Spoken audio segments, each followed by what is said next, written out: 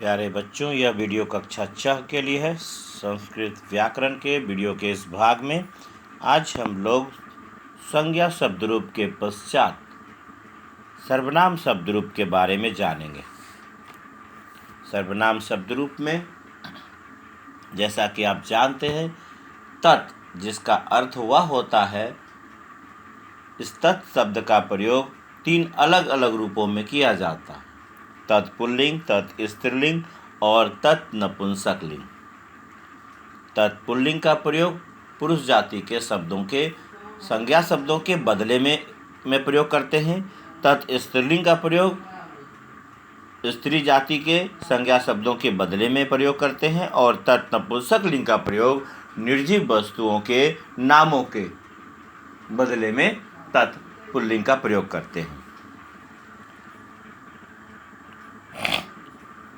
तथा इसके साथ ही इस भाग में किम पुल्लिंग, किम स्त्रीलिंग और किम नपुंसकलिंग के भी शब्द हैं। किम जो प्रश्नवाचक शब्द होते हैं, प्रश्न वाले शब्द जो कारकों में विभिन्न स्थितियों में आते हैं, जैसे कहते हैं कौन, क्या, किससे, किसके लिए, किसका, किसमें, इस प्रकार के शब्दों के लिए हम लोग अलग अलग पुल्लिंग, स्त्रीलिंग और नपुंसकलिंग के शब्दों का प्रयोग करते हैं, जो कारक के अनुसार से एक तालिका के रूप में यहाँ पर शब्द रूप में आया है।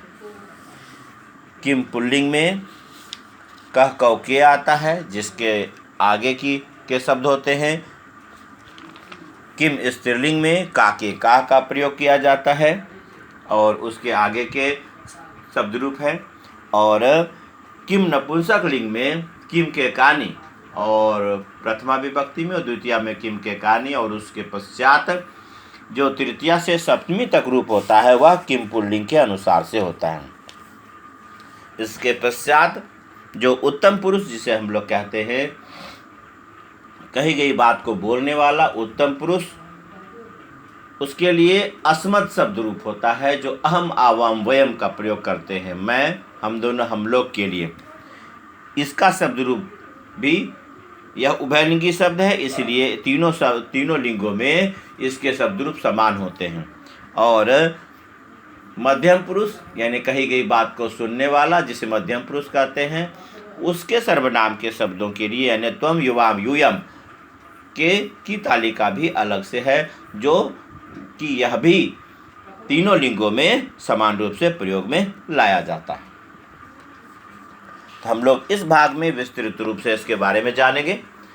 संज्ञा शब्द के शब्द रूप में आपने जैसा कि देखा कि प्रथमा, द्वितीया, तृतीया, चतुर्थी, पंचमी, षष्ठी और सप्तमी विभक्ति में कौन कौन से कारक होते हैं, वह उसके नामों के अनुसार से हम लोग उसकी सारणी का नाम रखते हैं। जैसे कर्ता कारक को प्रथमा विभक्ति कहते हैं, सर्वनाम में भी उसी प्रकार से होता है।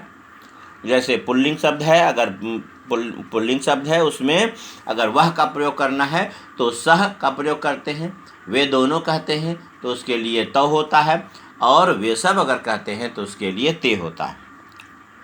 अगर कर्म कारक में इसका प्रयोग करते हैं, जैसे कि अगर मध्य में तत् का प्रयोग करना हो तो यहाँ पर तत्पुल्लिंग का प्रयोग करते हैं, तो इसमें उसके बदले में तम शब्द आता है।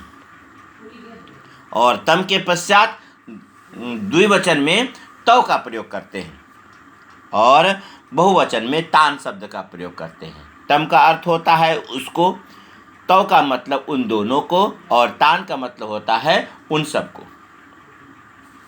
इस प्रकार से आप इसे सजाकर अपने उत्तर पुस्तिका में लिखेंगे।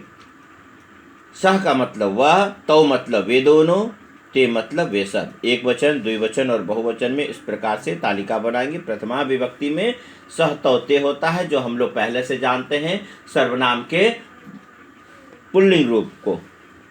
और इसका कर्म कारक का रूप यानी तम, तो, तान यह होता है।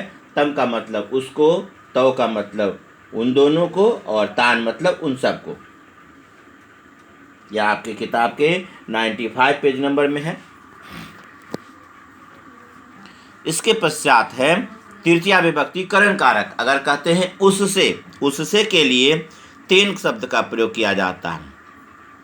उन दोनों से तो ताभ्याम, और तय उन सब से, यानी किसी के द्वारा काम होता है एक के द्वारा तो तेन, अगर जैसे कहते हैं उसके द्वारा, उसके लिए भी इसके लिए तेन शब्द का प्रयोग करते हैं। उन दोनों के द्वारा तो ताभ्याम, और तय मतलब उन सब के द्वारा, से अथवा के द्वारा के साथ में सर्वनाम शब्द का प्रयोग करते हैं।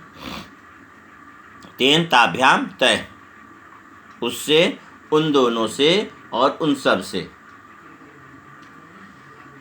चतुर्थी विभक्ति संप्रदान कारक, जिसमें कहते हैं तस्मै मतलब उसके लिए या उसको, किसी को कुछ दिया जाता है या किसी के लिए कोई कार्य किया जाता है, उसके बदले अगर सर्वनाम शब्द का प्रयोग करते हैं तो वहाँ पर होगा तस्मै। तस्मै मतलब उसके लिए, ताभ्याम मतलब उन दोनों के लिए, और तेभ्य मतलब उन सब के लिए। पंचमी विभक्ति तस्मात्। तस्मात् का मतलब उससे अलग अगर कुछ होता है, जैसे उससे अलग होता है तो वहाँ पर तस्मात् कहेंगे। उन दोनों से अलग होता है तो ताभ्याम, उन सब से अलग होता है तो तेभ्य। तो तस्मात् ताभ्याम तेभ्य पंचमी विभक्ति अपादान कारक में इसका प्रयोग किया जाता है। इसके बाद है षष्ठी विभक्ति, जिसे संबंध कारक के नाम से जानते हैं। तस्य पुल्लिंग शब्द है, तस्य उसका। तयोः नया शब्द है, उसके बाद आता है तयोः उन दोनों का, और तेषाम उन सब का। इसके लिए तस्य तयोः तेषाम शब्द का प्रयोग हम लोग करते हैं। सप्तमी विभक्ति तस्मिन् उसमें या उस पर कहते हैं। तयोः उन दोनों में या उन दोनों पर, और तेषु तेषु का मतलब होता है उन सब में या उन सब पर। इस प्रकार से हम लोग तत्पुल्लिंग के रूप को बनाते हैं और लिखते हैं, क्योंकि वाक्यों में सिर्फ संज्ञा शब्द का ही प्रयोग नहीं होता है, इसमें सर्वनाम शब्दों का भी प्रयोग होता है। अगर पुल्लिंग शब्दों का प्रयोग होता है तो कारक की इन विभिन्न अलग अलग स्थितियों के अनुसार से यहाँ पर कुल 21 शब्द होते हैं। इसमें संबोधन नहीं होता है, क्योंकि सर्वनाम के लिए संबोधन का प्रयोग नहीं किया जाता है। तो शब्द रूप इस प्रकार से है। प्रथमा विभक्ति सह तौ ते, द्वितीय विभक्ति तम तौ तान, तृतीय विभक्ति तेन ताभ्याम तय, चतुर्थी विभक्ति तस्मै ताभ्याम तेभ्य, पंचमी विभक्ति तस्मात् ताभ्याम तेभ्य, षष्ठी विभक्ति तस्य तयोः तेषाम, और सप्तमी विभक्ति तस्मिन् तयोः तेषु। तो इस प्रकार से हम लोग इसके शब्द रूप को कहते हैं। इसके पश्चात है तत् स्त्रीलिंग। तत् स्त्रीलिंग में स के स्थान पर सा का प्रयोग किया जाता है। जैसा कि जानते हैं तत् स्त्रीलिंग में सा, अगर कहते हैं वह पढ़ती है तो सा पठती, वे दोनों पढ़ती हैं तो ते पढ़ता, और वे सब पढ़ती हैं तो ताह पठंती। तो सा ते ताह का प्रयोग करते हैं सर्वनाम के रूप में। वही सर्वनाम का शब्द यहाँ पर प्रथमा विभक्ति यानी कर्ता कारक के रूप में प्रयोग में लाया जाता है, जो कि शब्द में पद होता है। जैसे सहतौते पद है, कर्ता पद है, स्वतंत्र रूप में हम लोग सर्वनाम शब्द के रूप में जानते हैं, वही यहाँ पर प्रथमा विभक्ति के रूप में इसका प्रयोग होता है। वैसे ही स्त्रीलिंग शब्दों में सा ते ताह का प्रयोग किया जाता है। वह स्त्री के लिए, एक स्त्री के लिए, अगर वे दोनों स्त्री है तो उसके लिए ते का प्रयोग किया जाता है। अगर वे सब स्त्री हैं तो उसके लिए ताह का प्रयोग करते हैं।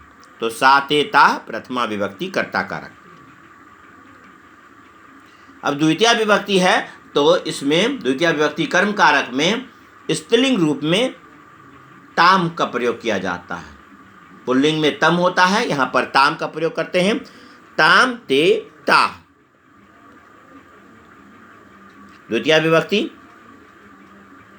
ताम ते ताह। ताम का मतलब होता है उसको, ते मतलब उन दोनों को, और ताह मतलब उन सब को। ते और ताह यह प्रथमा विभक्ति के समान ही होता है, सिर्फ द्वितीय विभक्ति का एक वचन रूप बदलता है। सह के स्थान पर ताम हो जाता है, बाकी दोनों रूप सेम होता है। ताम ते ताह, उसको, उन दोनों को, उन सब को। इसके अर्थ में होगा। फिर अगर कहते हैं उसके द्वारा, अगर स्त्रीलिंग शब्द है और अगर इसमें कहते हैं उसके द्वारा या उससे कहते हैं, तो पुल्लिंग में तेन होता है, यहाँ पर अलग शब्द होता है, यहाँ पर होता है तया। तया का मतलब होता है उससे या उसके द्वारा। अगर कहते हैं ताभ्याम तो उन दोनों से या उन दोनों के द्वारा। अगर कहते हैं ताभी, तह के स्थान पर यहाँ पर स्त्रीलिंग में ताभी शब्द का प्रयोग किया जाता है, और ताभी का मतलब होता है उन सब से या उन सब के द्वारा। स्त्रीलिंग में इन 3 शब्दों का प्रयोग तृतीया विभक्ति में किया जाता है। तया ताभ्याम ताभी। तया मतलब उससे, ताभ्याम मतलब उन दोनों से, और ताभी मतलब उन सब से। इसके बाद है संप्रदान कारक चतुर्थी विभक्ति। चतुर्थी विभक्ति में जैसे पुल्लिंग में होता है तस्मय, यहाँ तस्मय ना होकर यहाँ पर होता है तस्यै। तस्यै का मतलब उसके लिए या उसको, किसी को देते हैं तो उसको भी कहते हैं। तो को अथवा के लिए के अर्थ में उसके लिए, तस्यै तो उसके लिए ही लेते हैं क्योंकि अलग शब्द है। तस्यै उसके लिए, ताभ्याम उन दोनों के लिए, और ताभ्या उन सब के लिए। पुल्लिंग में तेभ्य होता है, यहाँ पर ताभ्य होगा, और पुल्लिंग में एक वचन में तस्मय होता है, यहाँ पर तस्यै होगा। तो चतुर्थी विभक्ति में बना तस्यै ताभ्याम ताभ्याम। तस्यै उसके लिए, ताभ्याम उन दोनों के लिए, और ताभ्याम उन दोनों के लिए, और ताभ्या उन सब के लिए। इसके पश्चात है पंचमी विभक्ति। हालांकि पंचमी विभक्ति एक वचन में जो शब्द होता है उसी शब्द का प्रयोग षष्ठी विभक्ति में भी किया जाता है। यह दोनों शब्द समान होते हैं, जैसे कि बालिका अथवा लता के शब्द में होता है बालिकायाः, और पंचमी विभक्ति में भी होता है, और षष्ठी विभक्ति एक वचन में भी होता है बालिकायाः। उसी अनुसार से यहाँ पर एक नया शब्द होता है तस्याः। पुल्लिंग में तस्य कहते हैं, और पंचमी विभक्ति में तस्मात् होता है।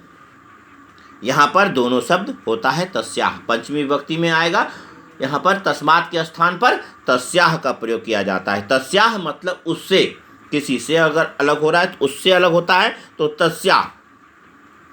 उन दोनों से अलग हो रहा है तो ताभ्याम, और उन सब से अलग हो रहा है तो ताभ्यः। पुल्लिंग में यहाँ पर भी तेभ्य का प्रयोग किया जाता है, यहाँ पर ताभ्यः का प्रयोग होगा, यह अंतर है। तस्याः ताभ्याम ताभ्यः। तस्याः मतलब उससे, ताभ्याम मतलब उन दोनों से, और ताभ्यः उन सब से। यह इसका अर्थ होता है, जिसके बदले में संस्कृत का यह शब्द होता है। इसके पश्चात है संबंध कारक षष्ठी विभक्ति।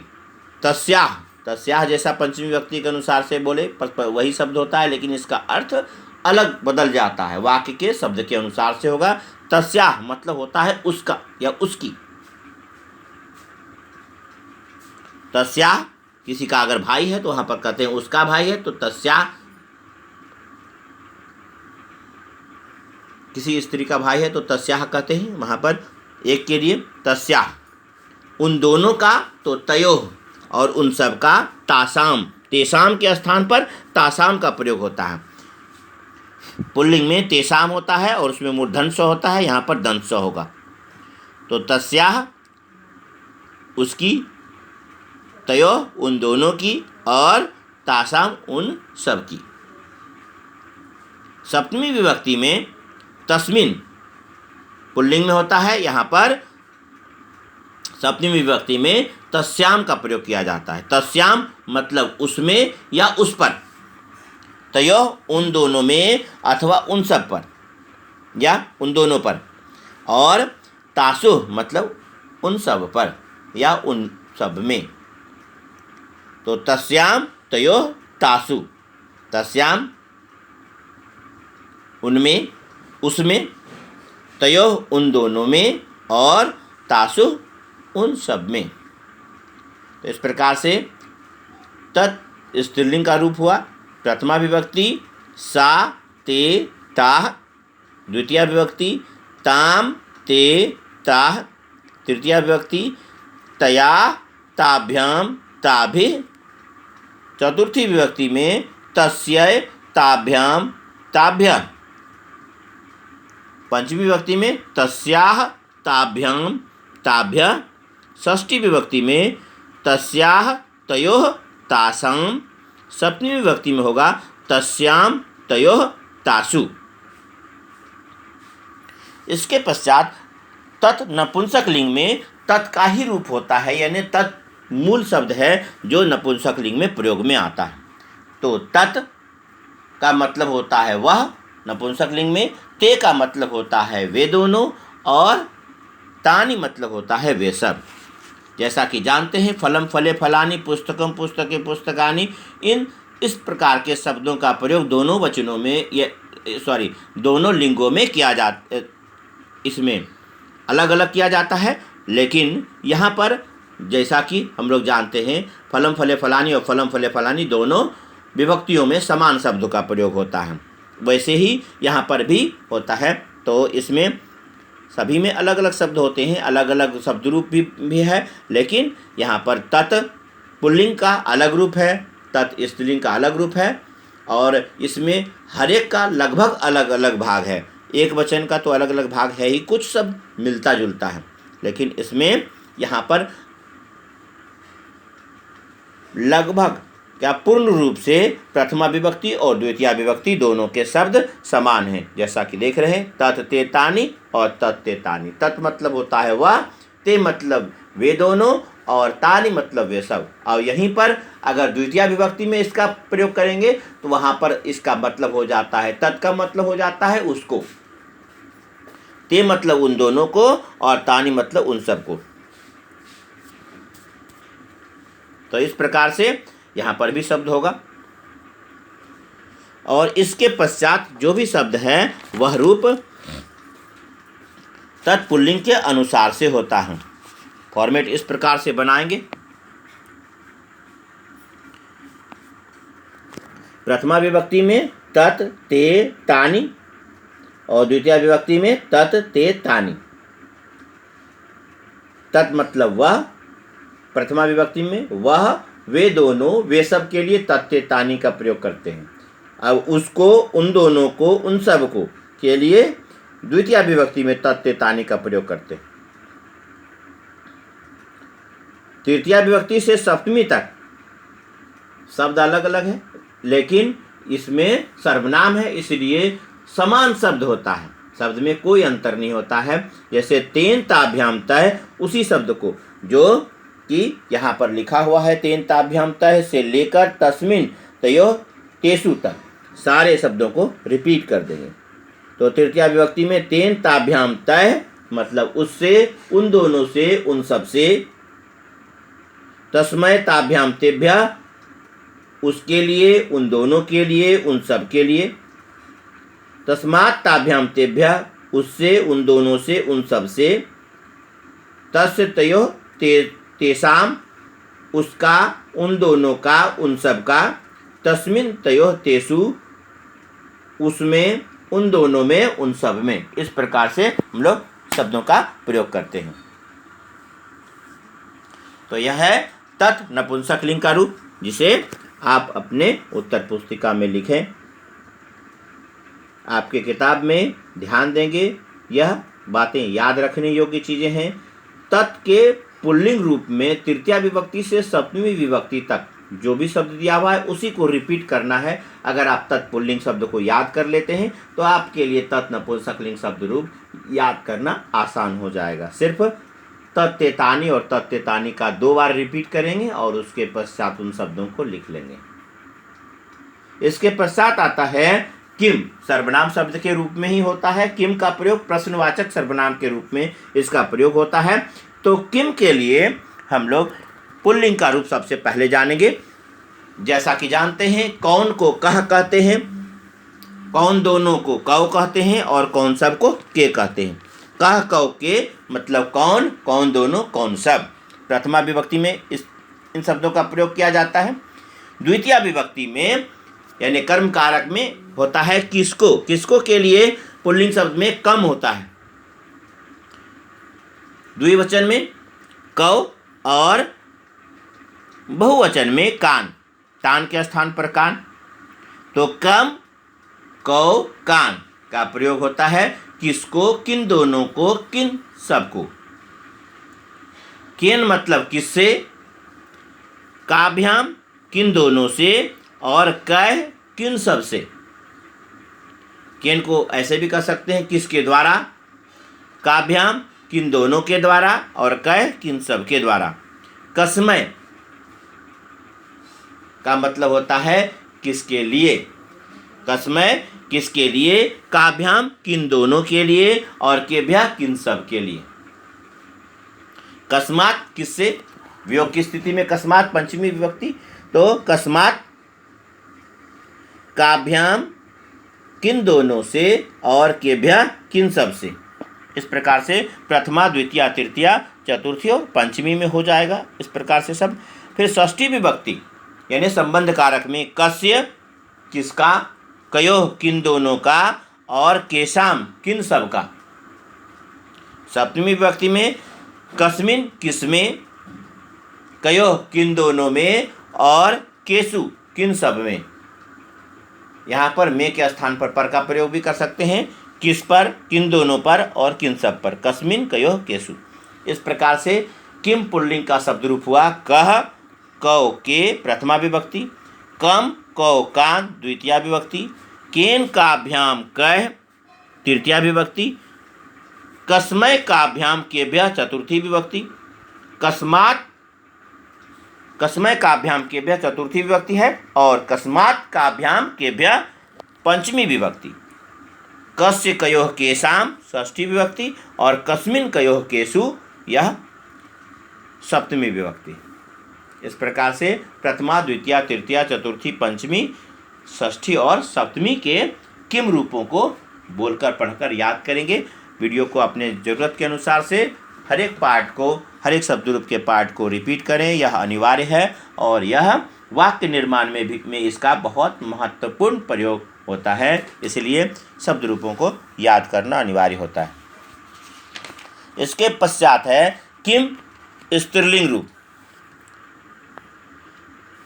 जैसा कि कह का मतलब कौन होता है, का मतलब भी कौन होता है, यह स्त्री के लिए होता है। कौन स्त्री के लिए जब प्रथमा विभक्ति में शब्द का प्रयोग करते हैं तो कहते हैं का। अगर कौन दो है, स्त्री है, तो उसके लिए के का प्रयोग किया जाता है, और कौन सब है उसके लिए काह का प्रयोग करते हैं। वही तीनों शब्द का, के, काह का प्रयोग प्रथमा विभक्ति कर्ता कारक में प्रश्न वाले शब्द यानी किम स्त्रीलिंग में आता है। कर्मकारक द्वितीया विभक्ति में काम, के, काह का प्रयोग किया जाता है। काम मतलब किसको, के मतलब किन दोनों को, और काह मतलब किन सब को। तो काम, के, काह यह जो है शब्द का प्रयोग जब वाक्य में किया जाता है उसके अनुसार से इसका अर्थ होता है। तो काम, के, काह द्वितीया विभक्ति में भी प्रयोग इसका बीच में किया जाता है। तृतीया विभक्ति में जहाँ पर केन था यहाँ पर हो जाता है कया, तया की तरह कया। जहाँ पर त होता है वहाँ पर क प्रायः चेंज हो जाता है। लगभग चीज़ें समान हैं विभक्तियाँ, तो उसके अनुसार से कया। कया मतलब किससे यानी किसके द्वारा, काभ्याम किन दोनों से यानी किन दोनों के द्वारा, और काभी ताभी की तरह काभी यहाँ पर है, तो काभी मतलब किन सब से या किन सब के द्वारा। तृतीया विभक्ति। पंचमी विभक्ति में कसमय के स्थान पर कस्यय का प्रयोग किया जाता है। यहाँ पर कस्यय मतलब किसके लिए या किसको भी कह सकते हैं। किसी को कुछ दिया जाता है, किसको दिया गया, तो यहाँ पर कस्यय कहते हैं। यहाँ पर हम लोग किस लिए लेंगे, तो कस्यय किसके लिए, काभ्याम किन दोनों के लिए, और काभ्या किन सब के लिए। चतुर्थी विभक्ति कंप्लीटेड। इसके पश्चात है अपादान कारक पंचमी विभक्ति। पंचमी विभक्ति में कस्याः और षष्ठी विभक्ति में कस्याः शब्द का भी प्रयोग किया जाता है। शब्द का अर्थ अलग अलग होता है। कस्याः मतलब किससे, काभ्याम किन दोनों से, और काभ्या किन सब से। फिर षष्ठी विभक्ति का कस्याः जिसका मतलब होता है किसका या किसकी। कस्याः किसकी, कयोः किन दोनों की, और कासाम किन सब की। सप्तमी विभक्ति में कस्मिन के स्थान पर कस्याम शब्द का प्रयोग किया जाता है। कस्याम किस में या किस पर, कयो किन दोनों में या किन दोनों पर, और कासु किन सब में या किन सब पर। तो इस प्रकार से प्रथमा, द्वितीया, तृतीया, चतुर्थी, पंचमी, षष्ठी और सप्तमी के इन 3 अलग अलग वचनों के रूपों को इस प्रकार से अर्थ के साथ में सुने और समझें। यह किम स्त्रीलिंग का जो रूप है वह एक बार पुनः सुन लें। इस प्रकार से है। प्रथमा विभक्ति का के काह, द्वितीय विभक्ति काम के काह, तृतीय विभक्ति कया काभ्याम काभे,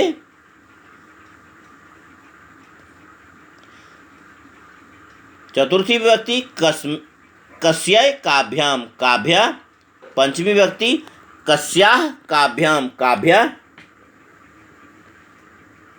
षष्ठी विभक्ति कस्याः कयोः कासाम दंसो होता है, सप्तमी विभक्ति कस्याम कयोः कासु। जिस प्रकार से किम में जानते हैं कि किम का पुल्लिंग स्त्रीलिंग रूप है, वैसे ही नपुंसक लिंग रूप भी होता है। और जैसे तत्तेतानी और तत्तेतानी प्रथमा और द्वितीय विभक्ति में समान शब्दों का प्रयोग किया जाता है, वैसे ही किम में भी किम के कानी और किम के कानी का प्रयोग समान रूप से प्रयोग किया जाता है।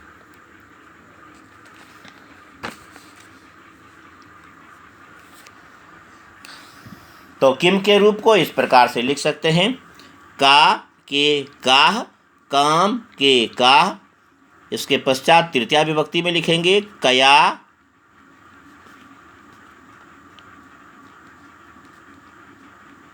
काभ्याम और काभे,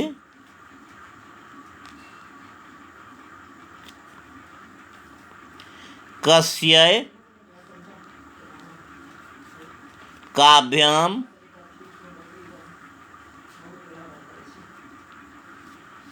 काभ्य, स्त्रीलिंग रूप है, काभ्य होगा, आभ्य, कस्याः काभ्याम काभ्याम 3 बार प्रयोग में आता है, तीनों बार अलग अलग मतलब होता है द्विवचन में। कस्याः काभ्याम और यहाँ पर चतुर्थी विभक्ति के समान पंचमी विभक्ति में भी काभ्य। षष्ठी विभक्ति में कस्याः शब्द का ही प्रयोग किया जाता है। कस्याः कयोः और कासाम दंस आकार म कासाम। फिर सप्तमी विभक्ति में कस्याम कयोः और कासु। इसमें और तत् के रूप में यह अंतर है कि सा तेताह, सा यहाँ पर स होता है, बाकी सब में जहाँ जहाँ क है उसके स्थान पर त होता है। तत् में तत् स्त्रीलिंग में और इसमें क होता है, इतने का अंतर है। इसके पश्चात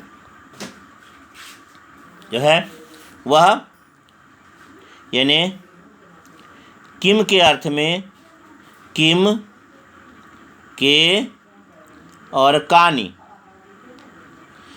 और इन्हीं शब्दों का प्रयोग यहाँ पर भी किया जाएगा, किम के और कानी।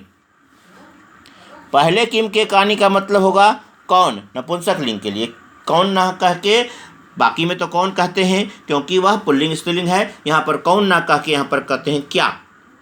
तो किम का मतलब होता है, शाब्दिक अर्थ होता है क्या, और क्या का ही प्रयोग वाक्यों में भी किया जाता है। तो यहाँ पर कौन ना कह के क्या कहते हैं। किम का मतलब क्या, के मतलब क्या दोनों, और कानी मतलब क्या सब। नपुंसक लिंग है, निर्जीव है, इसलिए क्या क्या दोनों क्या सब। इसका मतलब होगा किम का मतलब यहाँ पर भी सेम होगा,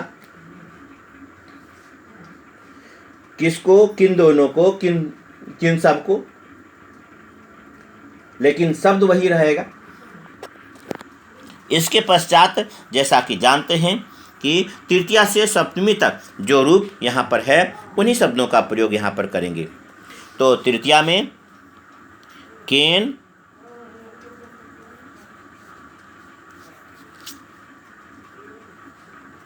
काभ्याम,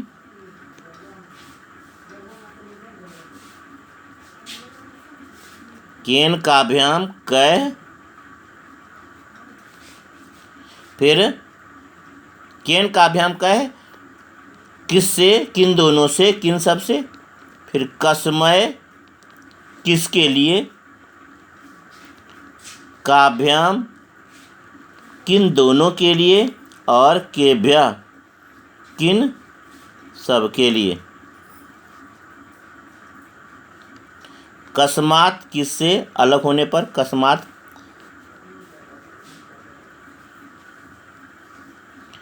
काभ्याम किन दोनों से, और केभ्या किन सब से।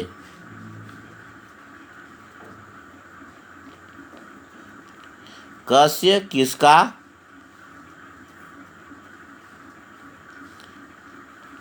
कयोः और केसाम, कासाम के स्थान पर केसाम पुल्लिंग के अनुसार से हो रहा है इसलिए केसाम। फिर कस्मिन किसमें, कयोः किन दोनों में, और केसु किन सब में। तो इस प्रकार से सर्वनाम के किम शब्द रूप का प्रयोग करते हैं और इसको इस प्रकार से तृतीया से सप्तमी तक ध्यान रखते हैं। जैसे तत् का होता है, तत् में तृतीया से सप्तमी तक के रूप को लिखते हैं, उसी प्रकार से इसे लिखते हैं।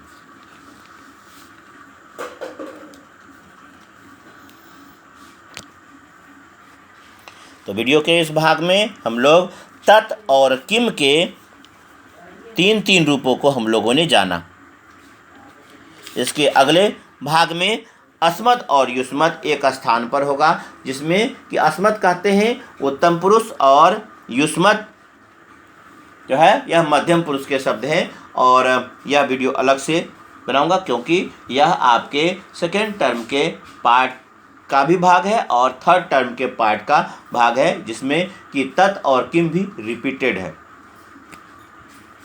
इसलिए आप अपने सुविधा के अनुसार से तत् और किम के इस वीडियो को सुने, समझें और इन्हें बोलकर पढ़कर याद करें और अपने उत्तर पुस्तिकाओं में लिखें। धन्यवाद।